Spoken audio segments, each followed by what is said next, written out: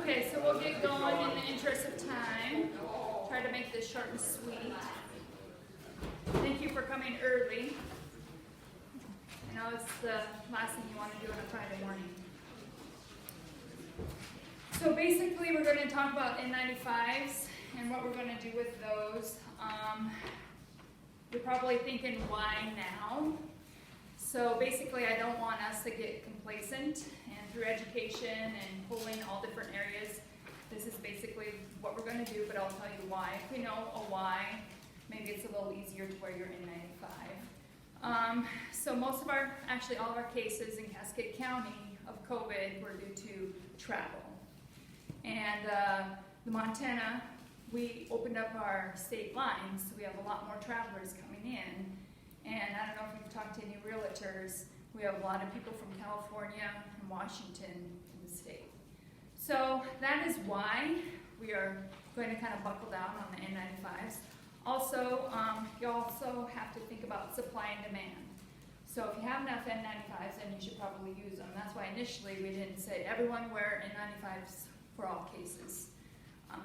But now we have the supply of N95s, so we're going to strategically kind of outline when we need to wear them, because I know they're not comfortable. You don't want to wear them throughout the case. When you're scrubbed in, you can't touch and maneuver it. So we'll go through it step-wise. If you have a question, just raise your hand and we'll answer it. But all in all, we want it for your safety, your family's safety, and the patient's safety.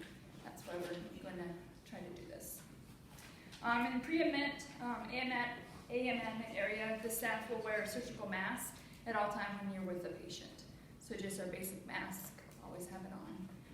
We're encouraging patients to wear their mask as well, but you'll walk into amendment and they'll have their mask on.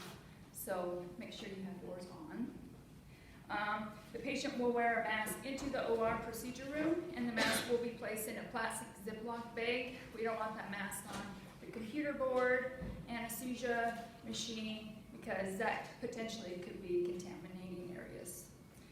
Another important piece, 25 to 40% of COVID positive patients are asymptomatic. So that's another reason why we are going to do this, because you can screen them for temperature, cough, and they might be negative. They might not have the symptoms. However, they could pass it on to someone who has comorbidities and not do well with it. So the more information we get, that's why we're changing things up. And then once they go into the OR procedure room, the staff need to wear their N95 mask and PPE. So you need to wear your eye goggles. Scrub techs are really good at it. Nurses and anesthesia, it's not second nature for us. So if you see someone intubating without their eye protection, provide them their goggles or just remind them, because it's not second nature yet, but we're going to get there. And you have to leave it on for 20 minutes after intubation. That is the hardest thing to remember. And the reason being, in the OR, we have circulation. The circulation is so fast. If you take your N95 off, it doesn't do any good, because that virus, if they do have COVID, it's spreading around the room for 20 minutes. So keep that mask on for 20 minutes. It does not matter in GI because you don't have that type of airflow. It does not matter in cysto or the bronch lab. So you're going to have to be creative. I know when you're scrubbed in during intubation, you should probably have your mask on, and then maybe take it off before we actually start the case. Maybe break scrub, take the N95 off, and do the case. If you're doing a case that doesn't need an N95. Stepping out into the core, I'm not sure that's the best idea, because if they are COVID positive, then virus might be going right into the core. Questions, comments on that? I have a question. Do the housekeepers need to wear goggles? I mean, we're wearing our N95 masks, you know. Textbook answer, I'd say yes.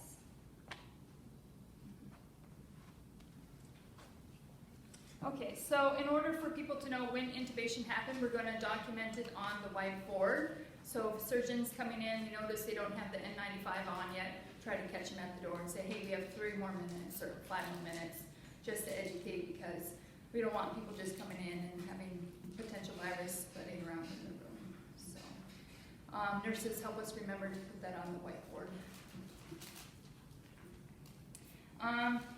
Staff need to wear N95 masks and PPE for all LMA cases.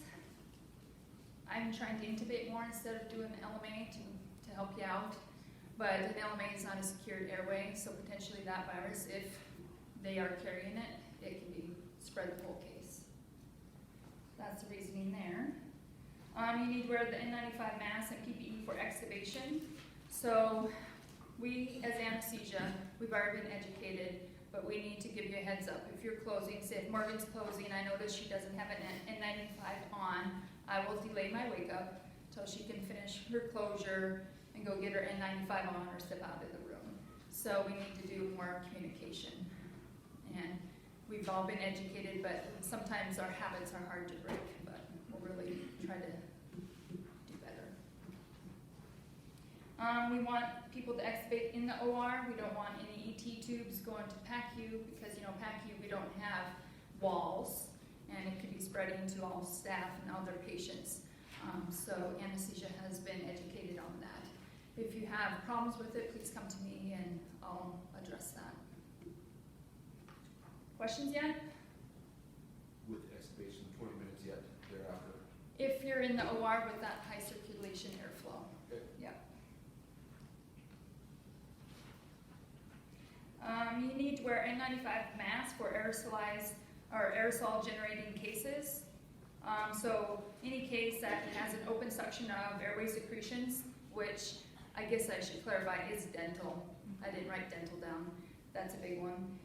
CPR, intubation, extubation, non-invasive positive pressure ventilation, so like CPAP, BiPAP, manual ventilation, which we do all the time, trachs, EGDs, so that's a big thing, EGI, colonoscopies. Evidence has came out that COVID can be spread through fecal matter, and so hence the N95s for you guys. Manometry, VATS, and thoracotomy. It's basically because we do the double lumen tube and we do bronch throughout the case. So on our side of the drapes, anesthesia side, we might be messing with that airway quite a bit, spreading potential COVID in the room, and you might not know it. Also, if the surgeon might get into the lung, potentially we could release that virus into the room. Also chest tubes. So that's why VATS and thoracotomies need the N95 for the entire case. Cody? Oh, I'm just thinking of hearts when we get into we put floor space every time. You open the lung up? Or, Well, we're opening that space, you're saying chest tube. Potentially, yeah, you're getting into, yeah, I understand what you're saying. From all the evidence I have seen, they're not mentioning cabbages. They're just mentioning VATS and thoracotomies, probably due to the bronch part. But if I find more evidence and feel that it would be safer for cabbages, we can do that. That's the thing with COVID. You make a guideline and it'll change a week later based on new evidence. The information from a fire hose is what's happening. So right now, not for cabbages. Are you okay with that, Cody? I'm good with that. I just want to do the right thing. I agree. Me too. Parker, did you have a question? Did you get a helmet? Same question. Same one. Okay. Focus. Did you get a helmet, Parker? I have not, but I will. Parker's going to do a 100-mile bike ride with me without a helmet. It's not going to happen. I have it. Yes, all of it. I think the one thing to remember too, though, if you have concern or if you feel you need one, always go with it. So just because it's not in the guideline, if you think it's a case that you should wear one or you're at a spot where you should put it on, absolutely put it on. Break scrub, put it on. Yeah.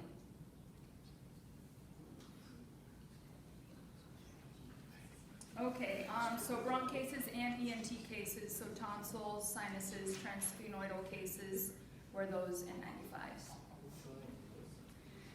Also, we need to place an HME filter at the elbow. Basically, that's an anesthesia thing. You guys don't really have to worry about it except for you three up there. So, We're gonna watch the stock on that. Potentially we could have a shortage, but we're gonna try to stay ahead of that. You need to place an epidural, I can't talk this morning, epidural filter on the end-tidal CO2 sampling line for the MAC cases. Did we find those? Okay. Did you get them wrong? I haven't gotten anything. Okay. I know Jamie has 100, so. Oh, okay. So we'll watch for that. Main thing, we want to protect our anesthesia machines. If we have an asymptomatic patient and we don't have filters between the patient and our machine could be contaminated, spreading it to God only knows how many people. So, staff need to wear N95 masks for cleaning of the OR/procedure room for 20 minutes after extubation. So we'll document that time so you'll know when the patient was extubated, and 20 minutes later, then you don't have to wear the N95 and eye protection. In all honesty, you should probably be wearing eye protection for all cleaning. Yeah. I know. Questions, concerns? Overview. Yep. So for us, we don't have that circulation, so we wouldn't have to wait the 20 minutes. Correct. That's a beautiful thing, isn't it? Yeah, because we do a case like within 10 minutes. Yeah. Right after. Okay, so once the patient's extubated, you can take your N95 off? In GI, Yeah. Okay. But not in the main OR. yeah, due to the airflow. And as long as the patient's not coughing. What's the data on our cleaning room? N95s and goggles in there, or? Scope room? Yeah, for potential splashes, or what? What's the, is there any data on that? I don't know that there is, but if you think about it, if it's transmitted in the fecal matter, you're putting those scopes Can we get out. splashed? I would say yes, but I don't have the data. Especially take it in there. Yeah. Anything else? Any more questions? Surgeons are all aware? We are educating surgeons via email. We'll send it out and at OR Improvement, but